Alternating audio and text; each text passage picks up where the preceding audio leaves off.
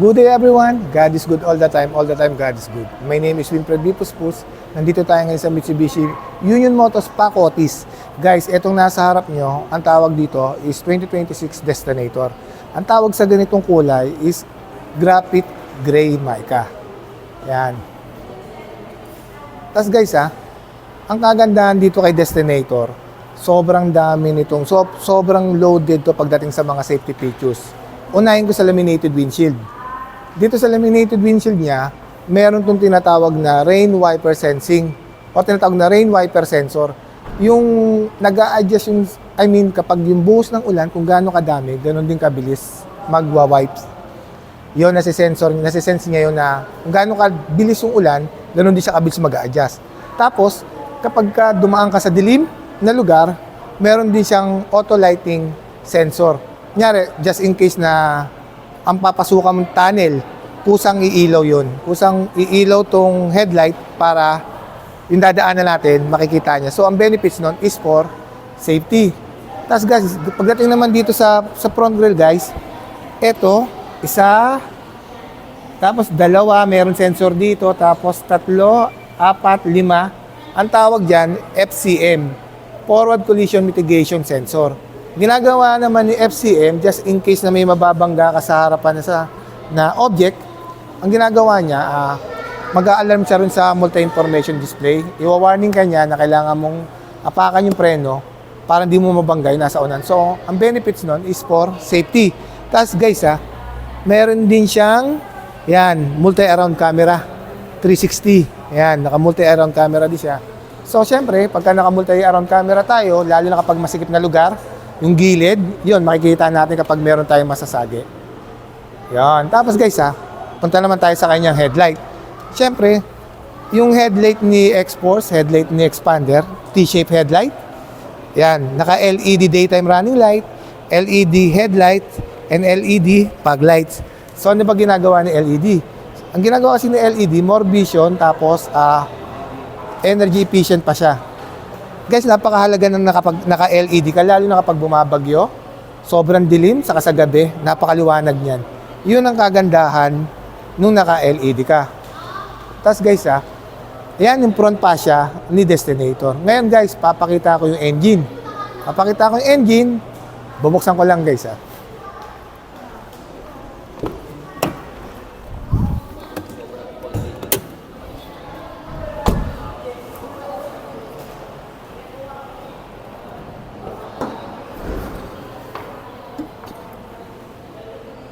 Yan guys. Guys ang engine ni Destinator, same lang naman kay X-Force, same lang din kay Expander. 1.5 liters, 4-cylinder inline, double overhead camshaft with the technology of Maybach. So ano bang benefits na meron sa Maybach? Actually guys, yung Maybach, Mitsubishi Innovative Valve Timing Electronic Control. Meron tayong tatlong benefits doon. Fuel efficiency, less emissions, and then more power. Ang kagandahan dito guys, dito sa engine na to, naka water cooled turbo na siya with the Atkinson cycle. So ano ba ginagawa ng Atkinson cycle? Yung mas pinapanatili yung pagtipid ng gasolina. Guys, merong horsepower si Destinator na 163 horsepower at 5,000 RPM.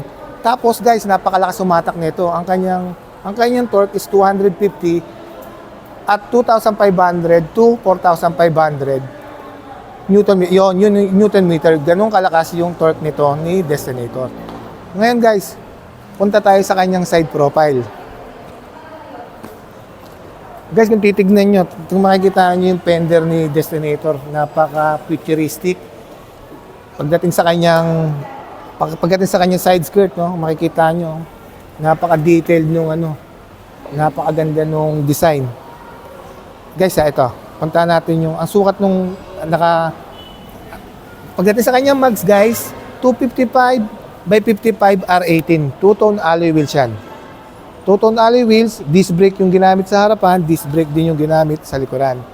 Tapos guys, pagdating naman dito sa gilid guys, equip siya ng keyless operating system.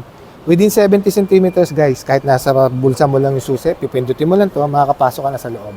Tapos guys equip din siya ng blind spot warning.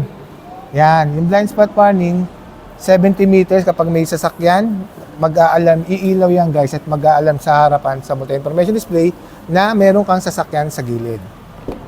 Tapos punta naman tayo dito sa kanyang, ayan guys, dito naman kung mapapansin nyo guys naka-leather na tong gilid niya, tapos with piano black finish, may chrome accent, tapos guys, meron tong ilaw na 64 different colors na merong 12 basic colors na ambient color. Tapos guys pagdating sa kanya steering wheel guys, naka-electronic power steering to. Yung electronic, napakalambot nun guys, kahit isang daliri lang. Yun ang ginagamit ng electronic power steering compare sa iba na hydraulic. Tapos pagdating sa kanyang multi-information display, yung multi-information yan guys, 8-inch yan guys at digital yan.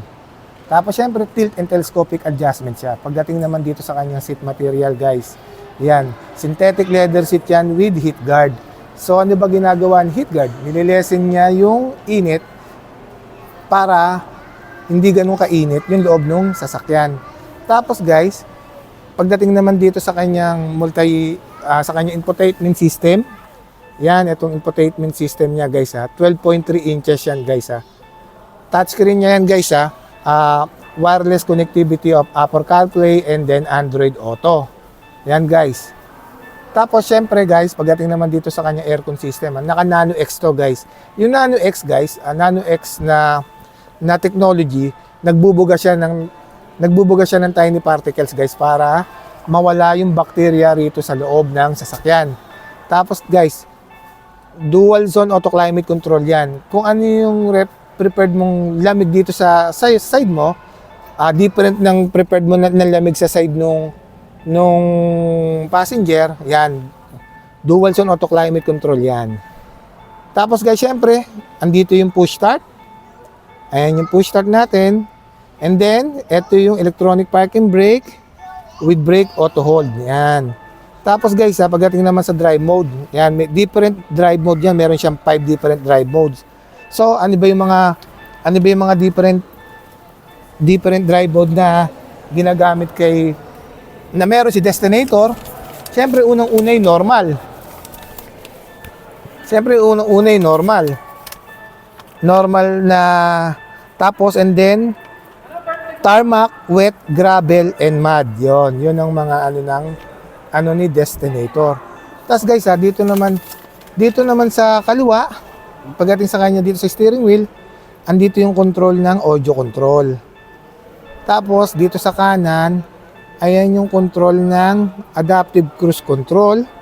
And then, nandito rin yung voice command. Yan, yung control dito. Tapos guys, ang ginamit na speaker dito guys, Yamaha yan. Wow, sobrang ganda. Wow. 8 speakers yan guys, Yamaha premium yan. Napakaangas. Tapos guys, ito yung sa ibabaw niya guys. Yan. Actually guys, panoramic sunroof to.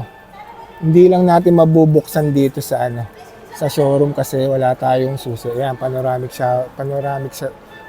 sunroof yan guys. Ito yung remote niya dito sa harap. Yan ang remote ng panoramic sunroof. Ayan guys. Napakaganda, di ba? Tapos guys, punta naman tayo sa kanyang second row.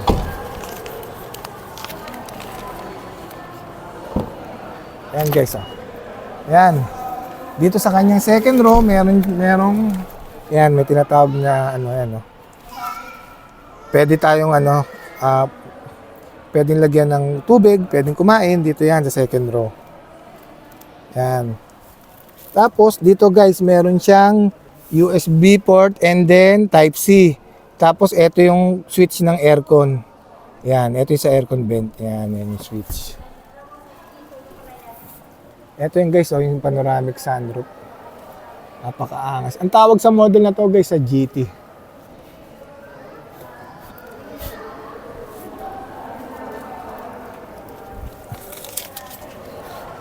Tapos guys, syempre, pagdating dito sa natin, 60-40 ito, folded and tumbled. Tapos, yung third row, syempre, 50-50 split type. Paganda, no? Napakaganda, napakaangas. Ayan. Punta naman tayo rito sa kanyang likuran. Ayan, syempre, equip siya ng spoiler with third brake light o tinatawag na high mount stop lamp. Naka-LED na rin yan guys. Tapos yan, naka T-shaped taillight din siya na LED combination ng bulb. Yan. Yan si Destinator. Napakaganda, no? Grabe, no? Yung sa harapan, sa gilid, sa likuran. Grabe yung front bumper niya, yung front chin, tapos yung rear bumper niya. Grabe ang angas. Tapos yung side skirt niya. Napaka grabe, sobrang ganda.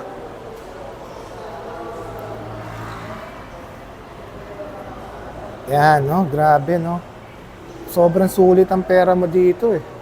Ang dami nito, loaded to, guys. Sobrang dami nitong safety features. Napakita ko na sa inyo yung front fascia, side profile, yung sa tailgate, yung sa interior, tapos pati yung engine, pati yung mga safety features, yung mga power features, lahat yun na-discuss ko na nga sa inyo. So ngayon, i-discuss ko naman yung promo namin. Guys, sa 80,000 na cash out mo, mauuwi mo na si Destinator. Inclusive na rin yung 1-year comprehensive insurance, 3 years LTO and chattel mortgage. Tapos ngayon, pagdating sa previous, guys, wala ka na sigurong hihinging previous dito. Dahil tignan mo pa lang yung front, yung side, sobrang ganda na. Siguro, pwede yung visor, yung deep dish matting, pero madali lang tayo kausap. Andyan po yung number ko sa taas. Message nyo lang po ako sa mga mag-i-inquire. My name is Winfred D. Puspus. Ang lagi nagsasabing anumang hirap ang pagdaanan natin dito sa mundo, mananatiling mabuti ang Diyos. Thank you so much and God bless, guys. Salamat!